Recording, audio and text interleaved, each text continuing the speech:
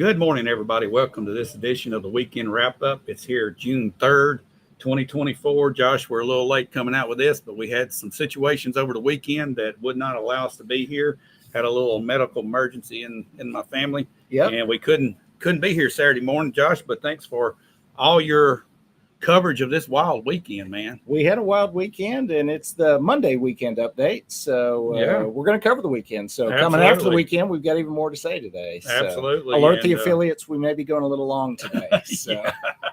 Yeah, for sure. But we want to thank our sponsor, Dennis Young Insurance, and let's just take a break right now and hear from him. We'll be back, and we'll dive into all the stuff that's been going on. Absolutely. With the personalized service you deserve at Dennis Young Insurance Agency. As a local independent agency, we offer coverage from several different companies, including Erie. So whether it's auto, home, life, personal, or business, we can find the right coverage to meet your unique insurance needs. And with a rate lock advantage, your rates won't go up as long as you do not change drivers, autos, or addresses. Contact us at Dennis Young Insurance Agency, insuring Shelbyville and surrounding areas since 1988. Again, we want to thank Dennis Young for allowing us to be able to do this show today and keep you up to date on what's going on around Shelbyville and Bedford County. And Josh, we've had a lot of things going on for the last 3 weeks solid now. 3 weeks solid. And before we go into some of the new news, we're going to go backwards just a little bit.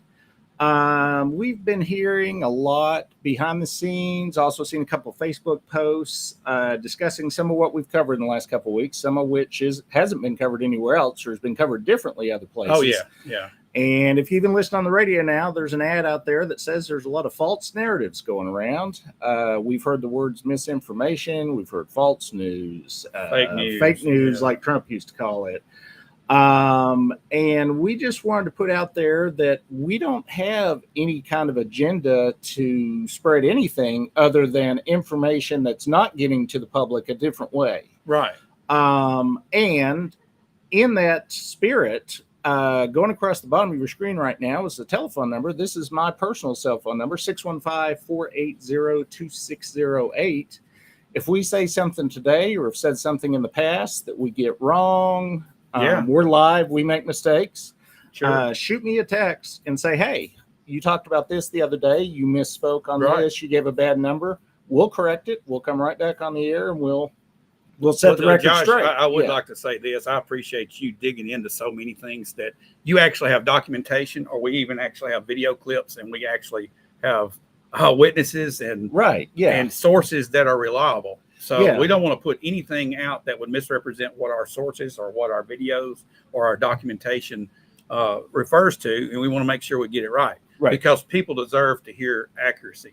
Absolutely. Yeah. And in that vein, one particular thing that we said recently, honestly, I don't remember if it was you or I that said it, but we mentioned, I guess, that the new nearest green piece of property in the industrial park was given to them. And I went back and did a little more research. And from what I've been able to gather so far, and we're going to do a little bit more, they did pay for that parcel 26. Haven't been able to find a record of an amount yet. It's still in the name of the Industrial Development Board, but I'm going to do some public records inquiries and we'll get that actual number. That wasn't something we were saying to try to slight them. It just probably something that one of us said during one of our discussions. And we just thought that it was given to them, and actually they did pay for that. We just wanted to clear that actually up, somebody that I was talking to in county government told me that they had. And they didn't have their They probably didn't have the facts They got straight. confused, maybe what we were talking about. So so we'll go back, and I probably will go over to the city today and put in a public records request, see if we can get that contract with them. I do know that as part of the Industrial Development Board, they likely will be giving a tax incentive to them, as they did with Ducks and the other things. If you hit certain dollar amounts of investments in the county, you get a break on your property taxes going forward. The one for 100 jobs and 100 million, which is what they were saying, would be 7 years of no property taxes. And then it steps up until year 14, you pay 100%. So just wanted to clarify that and get that out there. That was something that I had heard that we had, misspoke on. Again, we're not trying to put out misinformation or, false narratives or anything other than the facts. And that's what we're here about.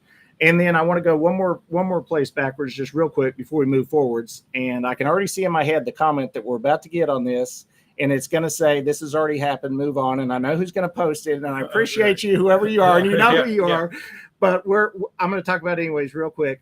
And this is rather than misinformation, we're going to talk math real quick because I'm a math nerd, and this is some math. So we just had within the last couple of weeks, the county is about to sign this week a $10.4 million loan for a bundle of 5 projects, which we've discussed ad nauseum, and we're not going to go into those again. But just want to talk on the math on that real quick. You got a loan, you got principal, and you got interest. You got two sides on a loan. The principal side of this equation is we're borrowing $10.4 million. But as I've seen through a lot of reading and research and going to these meetings, and I'm about to put out there on the record, my guess, and I'll clip myself in 3 months. We'll go back and look at this again, and we'll see if we were right. But I'm going to tell you that these projects are probably going to end up costing in the neighborhood of $9 million, not 10.4. So we're about to borrow between $1 and $2 million more than we're going to need to complete these 5 projects. So the argument has been that we're saving interest by bundling this together. If on the high side of the interest equation, maybe we would save 100 basis points, which is 1%. And that's even unlikely. We're likely looking at like a 50 or 75 basis points. But say we were saving 100 basis points, 1%. What's 1% of $10 million? Do you know that? $100,000. $100,000. So 104, we'll say, if you want to be exact math. So we might save $104,000 in the first year on this loan, and then that would go down as you pay the principal down. So we're going to borrow $1 to $2 million more dollars than we need, because we might save $100,000 in interest. And that's not misinformation. That's just math. That's not even complicated math. That's, fairly, fairly kind of math. Hopefully you learned in high school. So that is one of many reasons that we spoke out on that project. And we'll continue to look into that project. And like I said, I'll clip myself and we'll come back in 3 months when we get the real numbers. And we'll see if we were accurate or not. And we may or may not be. But I'm leaning towards the fact that it's probably going to be closer to 9 million than 10.4. So, and some of the comments we got on this and other things we said is that they're happy that the county isn't sitting on things like they used to, and that we're out there spending money, trying to make progress. And we appreciate all that.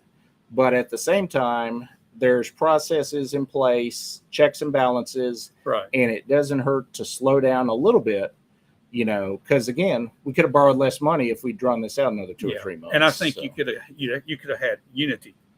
You could have had. We need unity more than we just need going in every direction. Everybody needs to work together. I know they had a goal and they wanted to get to the goal and they pushed through and they got there. But in the end, it's probably going to cost us taxpayer money, because we're borrowing more than we need to. Now, we'll spend that on other projects. That money's not just going to go up in flames. There'll be other stuff. There'll be other stuff that they'll spend that money on. But again, we could have borrowed 9 instead of 10.4.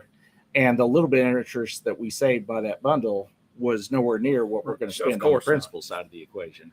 So just wanted to point that particular math out. And on the just side note, totally off topic, but not really, the finance committee who made these decisions are supposed to be our financial experts for the county. Did you know, David, which I found reading our bylaws, that the members of that finance committee, 3 of them have to be somebody by law. The other 4 could be anybody in the county. It does not have to be our county commissioner sitting on that finance committee. You know what a crazy idea would be, David? What if we got some financial experts in banking or finance and put them on that committee? Or if you wanted to keep it within the commission, get the people that have a finance background and put on there. And put them there. But I'm just throwing this out there. That finance committee, I read the bylaws today. It has to be 4 people. Besides, you've got to have the mayor, you got to have the roads director, you got to have the school director. But the other 4 can be any other resident of the county. We've got some people in the finance world that probably would be a good fit and might actually ask some good financial questions at those meetings. So not a bad idea. And another point that was made, a lot of people say we're ridiculing and pointing out people when we say these things. We're just, putting this information out there. I think most people that would vote yes or no on something, that's what we point out. If you think you're being ridiculed, then maybe you think you voted the wrong way. Yeah. But that's, I mean, if you did vote that way, be proud of it. Yeah, be proud of what you voted on. I mean, if you take a public position, you're gonna You're called gonna out. get, yeah. I get called out all the time. All Let the me time. tell you, we I hear know, lots I of know. things, and they're not all positive. So, I but know. we're still here Yeah. pushing through. Into more current news. This week on the, I'm going to give a positive shout out to Mr. John Carney, who runs our county Facebook group. Right. He did a little post on SCATs. Do you know about the SCATs? I've seen it around, but I didn't. I've misunderstood exactly what they do, and Okay. you've got some. I've got a little more information on SCATs. I didn't know anything about this. This is the South Central Area Transit Service. Until within the last year, one of my neighbors went to work for him, and he started driving his little bus home. I'm like, hey, Bob, nice guy. Bob moved down here from Illinois. I'm like, what's this bus you're driving around? He said, we drive people around the county and even out of the county. And a lot of times it's seniors or disabled, but they're available to anyone in the county. And with advance notice, you have to call them and schedule your trip for $2 within the city limits for each stop, $2 for the first stop, $1 for each additional stop. They'll take you anywhere in the city. For $3 for the first stop with $1 for additional, they'll take you anywhere in the county. They even go to Tullahoma, $15 for a round trip. Nashville's $35 round trip. Murfreesboro, $30 round trip. And Columbia, $35 round trip. So if you don't have a car, your car's broke down, you don't have reliable transportation, if you had a, for instance, and they do this a lot, a doctor's visit in Murfreesboro, you got to schedule them. They prefer 48 to 72 hours. They'll allow as little as 24 hours. You call their number. They'll come by to your house, pick you up, and deliver you to one of these places. You don't have to be disabled. You don't have to be a senior. And this is way cheaper than a taxi, an Uber, whatever other way you could get there. And they're going to bring you back too, right? They bring you back. They bring you back home. Yeah, they not only take you there, they'll get you back home. So as it's well. basically like an Uber service. It is. Yeah, it's a little more advanced notice. Right. You don't have a fancy app on your phone. There's actually a phone number. I'll read it off, but you could Google them. Just look up SCATs Bedford County would probably get you to their website. But their phone number is 931-684-0019. And again, schedule a trip in advance. I mean, $2 or great $3. service. Yeah. I mean, Great if you got to go to Walmart and your car's broke down or something, you got to get your groceries.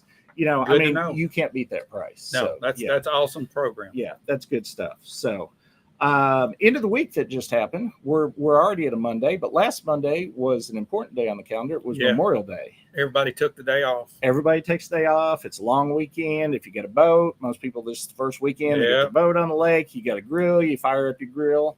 But there's a reason we celebrate Memorial Day. We mentioned it during last weekend's show. Yeah. It's that thousands of people gave their lives so that we could sit right here and talk on the air freely about politics and whatever, and we don't have to worry about repercussions from our government because we live in a lot of sacrifices, Josh. A lot of sacrifices. So, and I'm going to be honest, normally on Memorial Day, I'd be sitting at home eating a burger and some hot dogs. Right. But this Memorial Day, I decided, why not go downtown to the square where I know we have a service every year, and let's see what goes on down at the square. Right.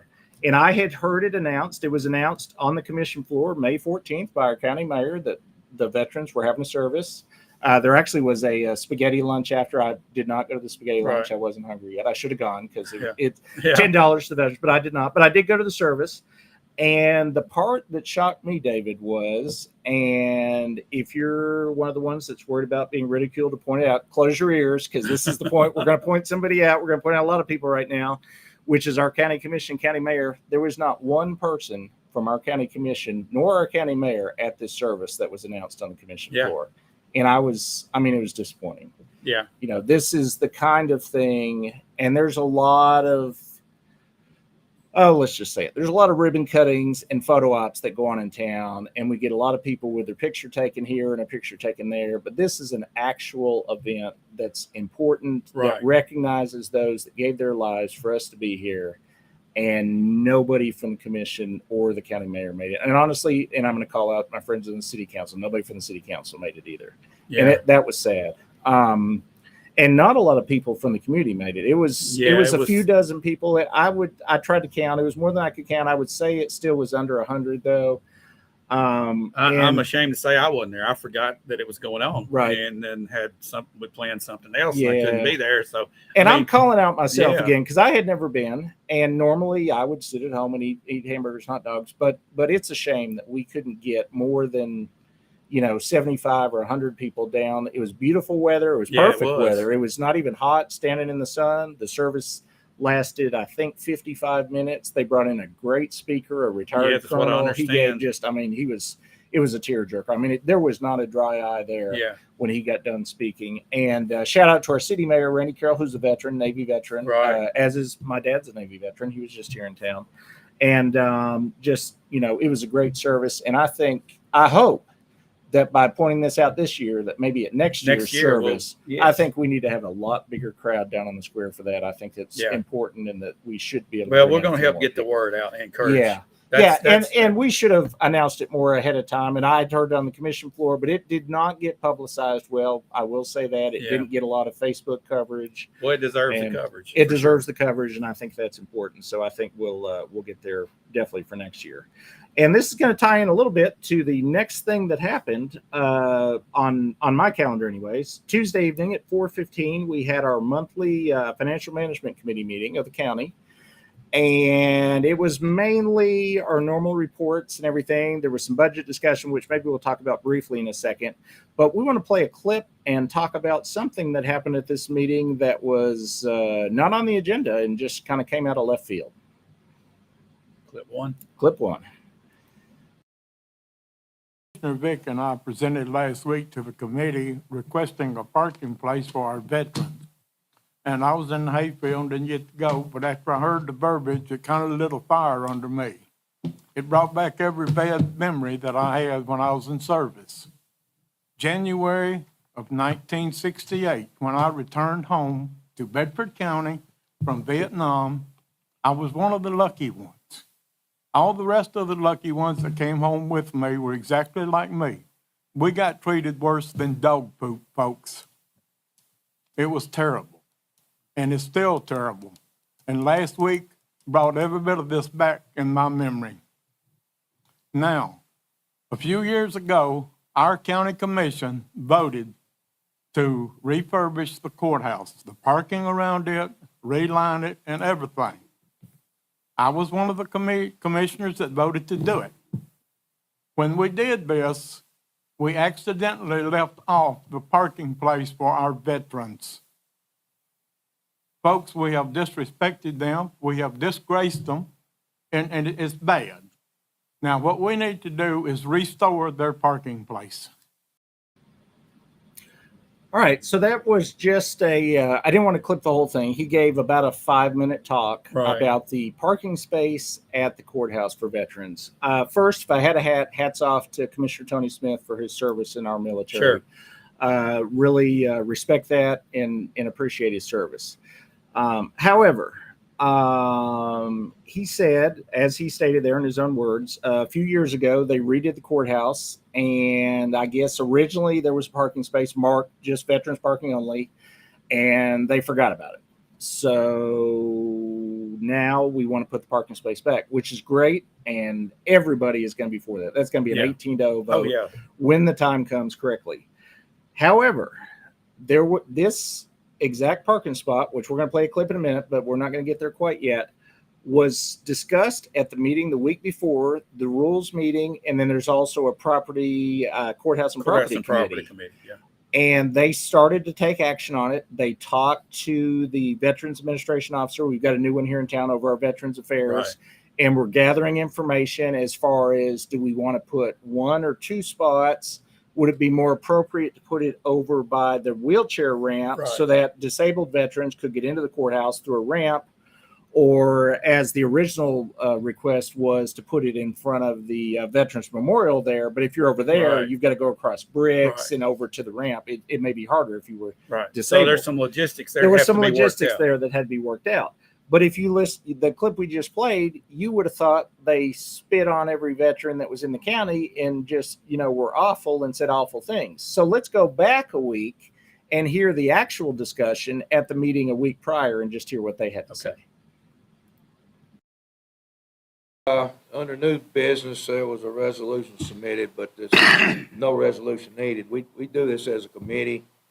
The rules will discuss and debate it, and the committee here will decide what to do with the matter. Now, it's a good proposal, but we'll just read it outside of the resolution. We need to discuss maybe designating an exclusive veterans parking place around the square. There's a number of veterans. How many did we say visited last? 83. Yeah, it's 80-something. There's nearly 80 every month that comes up and visits. I don't know.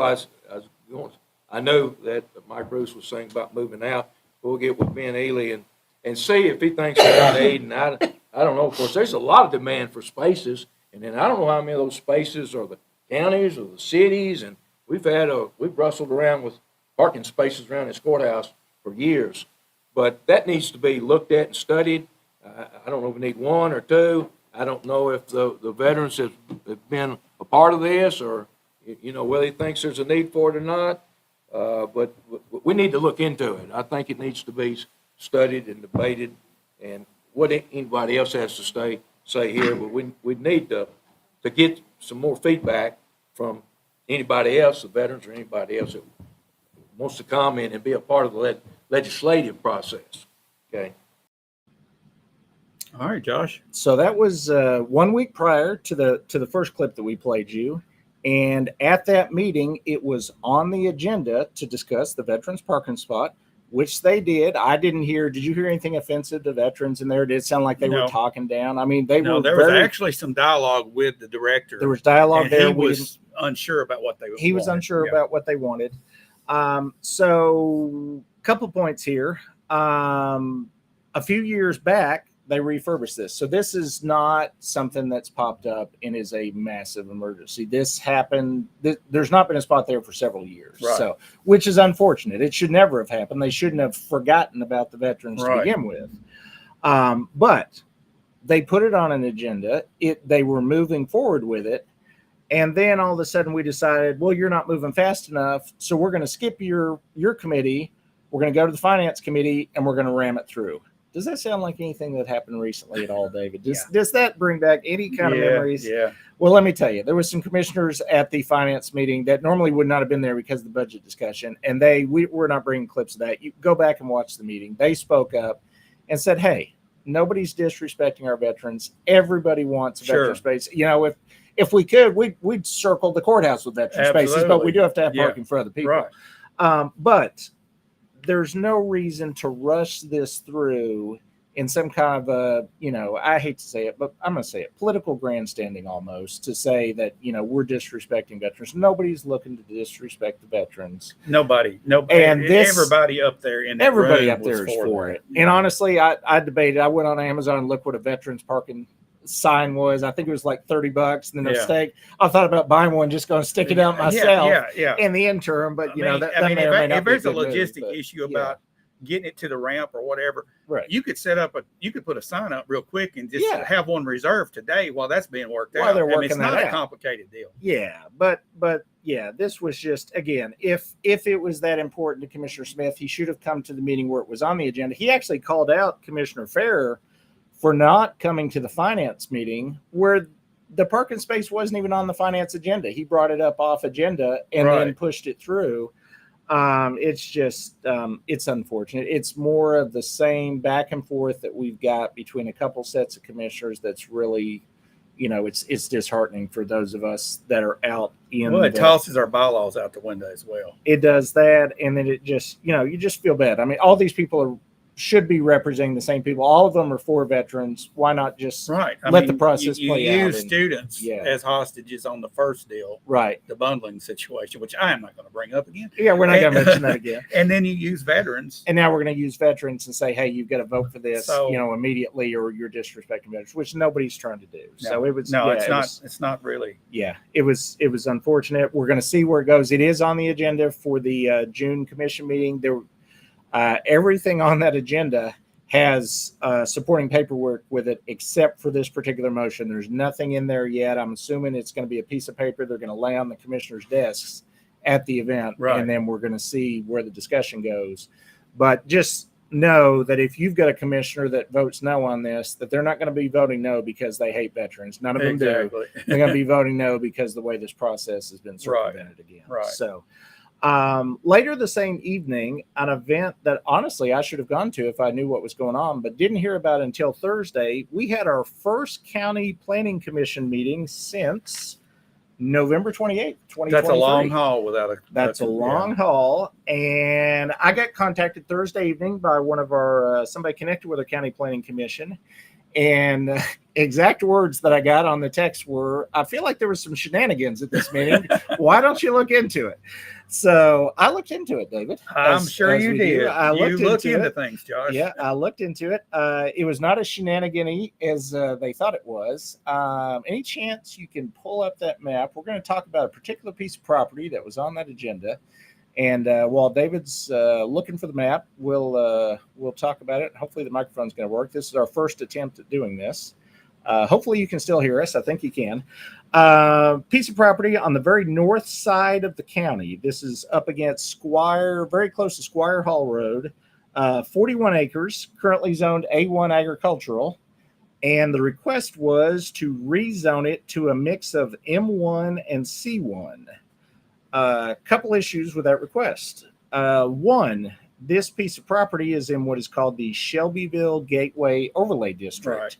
That is a 1,000-foot buffer along 231 coming into the city, where it's actually in the city. It's in the city. Right. That 1,000 foot is no, in the city, it's in the county. No, it's still in the county because it's a county thing. But it's the entryway coming into the city, and there's certain things you wouldn't want to drive into the city and see a factory on the side of the road or something. Well, honestly, we got a factory not too far from the road. Yeah. But there's things you don't want. Just visually driving into the city, you don't want certain things. So it's within that buffer zone. It's within that buffer zone, and they were asking to have it rezoned. Only the first 300 foot being a buffer, and then the remainder of the property back to M1. Specific reason for the M1 was Hawkins. Is it Hawkins Group? Hawkins Paving has a asphalt plant in behind this piece of property, and they've run out of room. They want to expand storage of their materials, their rock, their all that closer to 231. But this then puts them in violation of the Gateway Overlay District. Right. So the question that our planning commissioner raised, and we can pull the map off, you can see, everybody can see where it was at there. The question that their concern was, our planning director and our planning commission chairman didn't come to this meeting. It was the first one in 7 months. That's why they thought maybe something was off. So I actually Friday morning went down to the planning director's office. And thank you for seeing me, Chris White. He actually saw me, and we talked for 45 minutes to an hour, and he explained what went on. He got caught in the somewhere in the Northeast. A flight got delayed or something. Is why he planned to be at the meeting. Yeah. And there was no real shenanigans to say. But this is probably something that a lot of people in that area, and even a lot of people that aren't in that area, would not be for. So we just want to put it on people's radar. That what actually happened was the discussion went on during the meeting. The applicant and the one person that was there from the planning director could kind of feel that they were getting a lot of pushback from the planning commission. At the last second, they pulled it, and there was not a vote, for or against this rezoning. So the zone is already set up. So it pretty much they would have to change that. The what's it called? The gateway overlay. Zoning in that to accommodate what they want. Yeah, as Chris explained to me, I mean, anybody can bring anything to the commission for a vote, whether or not it's in an overlay district or not. It's up. The commission would have made eventually the final decision on this and may still get to vote on this. But some of the reasons you wouldn't want M1 in this piece of property is M1 is a very broad zoning. It's light industrial. And you can have, as I put in my notes here, you can have everything from an asphalt plant, which they're saying they're not wanting to expand the plant, just storage for the rock, but they do have an asphalt plant there. You could have anything from that to a strip club in an M1 zoning. That's unfortunate. I don't think we're going to have a strip club on the north side of town. No. I'm just saying that particular zoning is very broad. It allows a lot of things. And once it's rezoned, as we found in some of our city zoning discussion, once it's rezoned, you've given up a lot of your power of what Right. can happen on that property. As long as they follow all the other rules, anything that falls under M1 zoning could happen on that property. And there's some stuff that you would want on that There's property. stuff you may not want on that property that falls under M1. Now, even the 7,000 foot section that would still be, or 700 foot section that would yeah. still be in that overlay district, there's other overlay rules they would have to follow as far as materials on buildings and stuff like that. But there's just be on the lookout for it. If you live in that side of town, you may want to keep an eye on that. Yeah. It probably will come back before the County Planning Commission again. And it kind of skated under the radar. Nobody was really looking for that. It was, Right. a really tiny notice in the newspaper a couple weeks in advance. Yeah. And I don't think anybody showed up except for the planning commissioners that I know of. Again, I didn't make it to the meeting either because I didn't realize it was going to happen. Yeah. So, And it's Yeah. it's been a long time since any planning's taken place. It sounds Right. like. well, and In the yeah, county. yeah. Reason for that, we discussed that as well on Friday morning. We had that moratorium for Right. 6 months. Exactly. So there wasn't a whole lot for the planning commission to do. Yeah. State laws have changed now. There's even administratively, they're allowed to approve slightly bigger subdivisions than they were before. So it's Right. even limited what they have to do. So, but it does seem like going forward, we're going to have more county planning commission Sure. meetings now. So we'll be keeping an eye out for those. Yeah. Along with the Yeah. 3,000 other meetings. Yeah. We keep an eye out Exactly. every month. Exactly. So that meeting and the financial management, there were no city meetings at all Yeah. last week. So which was a change up. So we got to Friday afternoon. I thought, man, we're gonna have a light agenda. Saturday Yeah. morning, we're gonna have a short show, and things blew up on the Man. weekend, David. Things in town. It had to be a full moon or something. Had something. I don't know what went on. So I'm in bed Friday night. I'm just about to doze off, and I get a text message. It's from a friend, and they're like, "I'm at the carnival. There's somebody shooting." I'm like, "There's somebody shooting at the carnival?" So I pull up the Shelbyville Now police scanner, and sure enough, somebody's shooting at the carnival. Yeah. So there was a young man with a gunshot wound to the arm. He still not clear if an ambulance took him or possibly came in a private vehicle. Private vehicle, I took him believe. took him to our hospital.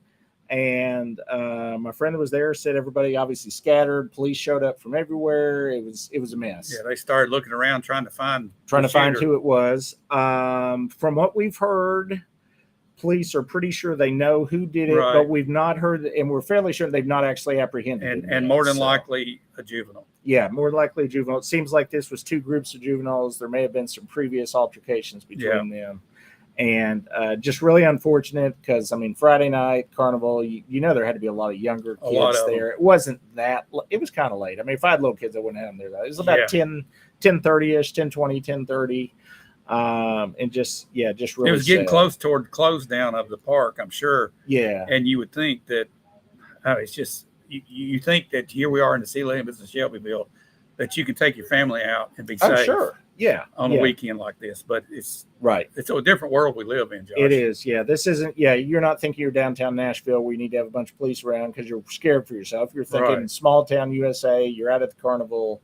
You should be able to go, pay for some overpriced rides, and some overpriced carnival food, and enjoy yourself. Of course. And sadly enough, we found out you can't always. So, Unfortunate. best positive out of it, I mean, nobody was seriously injured. Nobody was killed. I mean, this was gunfire with a bunch of people. And, Lucky, knock very on lucky. wood that nobody really got hurt other than the young man that got There was shot a lot down. of interest in this episode too.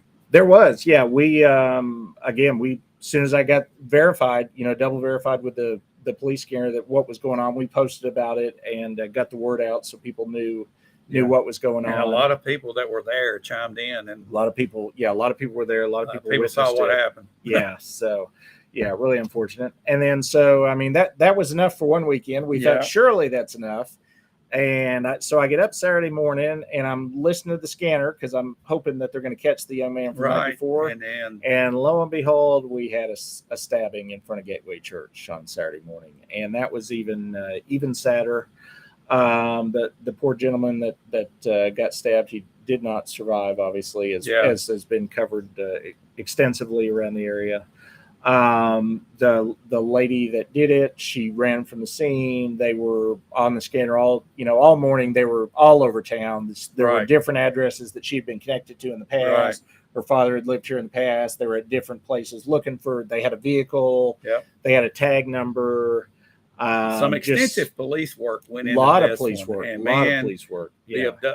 this whole process was handled good by all law enforcement from every angle. Yeah. I mean, it was really done well. It was, and eventually it became apparent that they weren't going to find her here in town. And that evening they put out the description, Yeah, with the bolo. Yeah, with a bolo. And as we covered on our Facebook, an officer in Southern Alabama saw the bolo, and because they had put out her tag number, if you you may or may not know, there's license plate readers everywhere. Yeah, man, everywhere. You're not going to hide. You can't hide if you're in a car that's got a tag on it that's registered.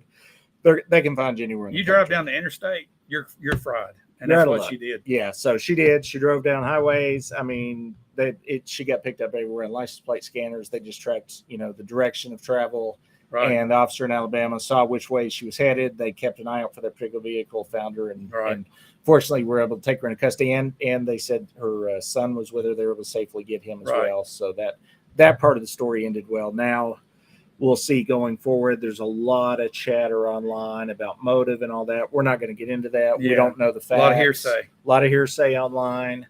Hopefully all that will probably come out at trial, and she's being held right now, but there will be extradition. Extradition.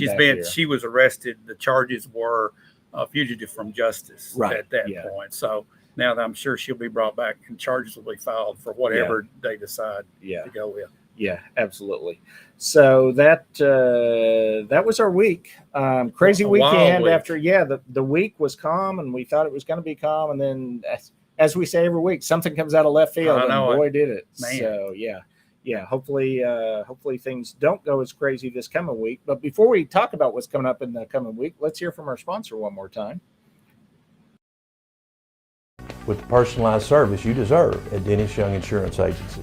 As a local independent agency, we offer coverage from several different companies, including Erie. So whether it's auto, home, life, personal, or business, we can find the right coverage to meet your unique insurance needs.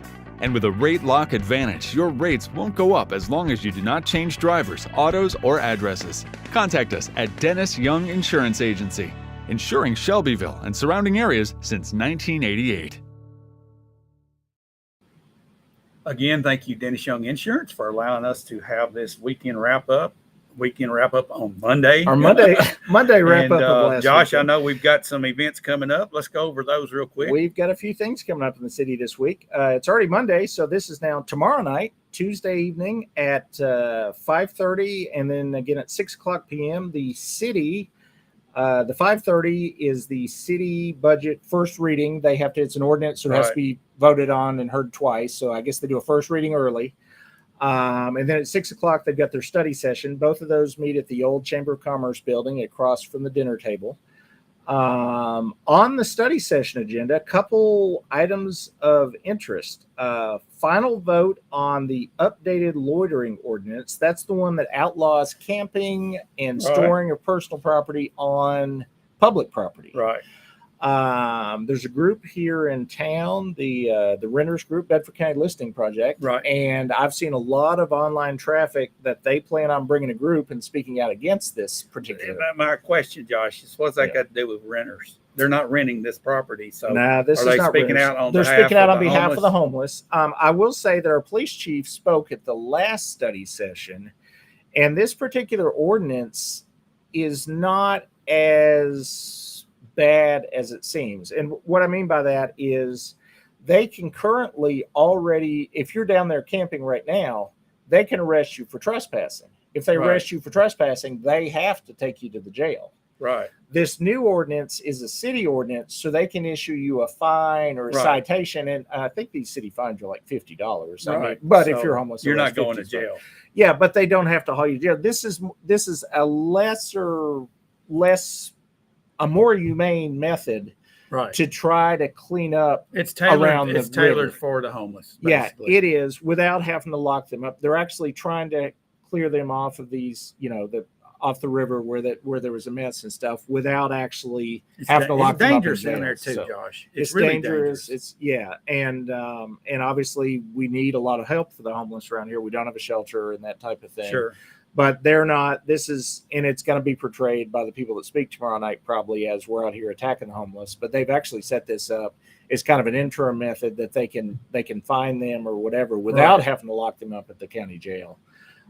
So there was some reasoning involved in this.